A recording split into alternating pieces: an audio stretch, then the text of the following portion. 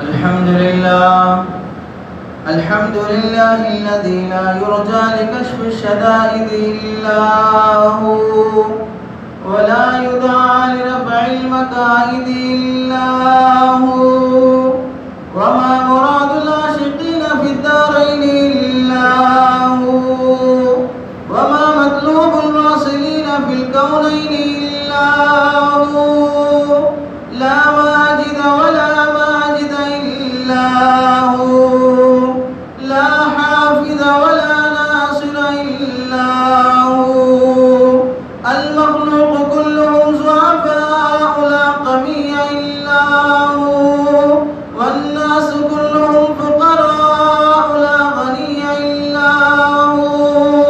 غافر الذنب قابل التوب شديد العقاب ذي الطول لا إله إلا هو، ومن يملك السمع والبصر إلا هو، ومن يعلم السر والجهر إلا هو، موسى على الطور حين ناداه قال لا إله إلا هو، يونس في بطن الحوت حين ناداه قال لا إله إلا هو، يوسف في قعر البير حين ناداه قال لا إله إلا هو، إبراهيم في نار الحريق حين ناداه قال لا إله إلا هو،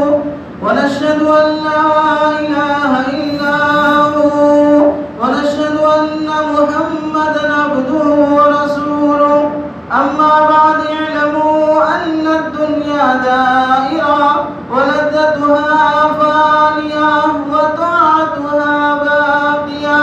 وحاصلها فوت وآخرها موت. إخواني بدن ضعيف وسفر طويل وزاد قليل والقيامة قريب والصراط دقيق والميزان عديل والحاكم رب جليل والمنادي جبريل، ويقول الجنة وعدي ويقول النار عهدي ويقول الكعبة زواري ويقول آدم سفي الله يوم القيامة يا رب نفسي ويقول نوح نجي الله يوم القيامة يا رب نفسي ويقول إبراهيم خليل الله يوم القيامة يا رب نفسي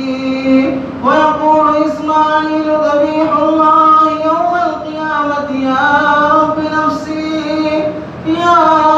نفسي ويقول موسى كريم الله يوم القيامة يا رب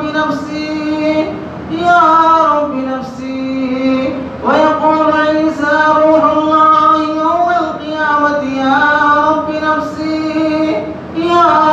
نفسي ويقول سيدنا وهادينا وشفيعنا ونبينا محمد صلى الله عليه وسلم يوم القيامة يا رب أمتي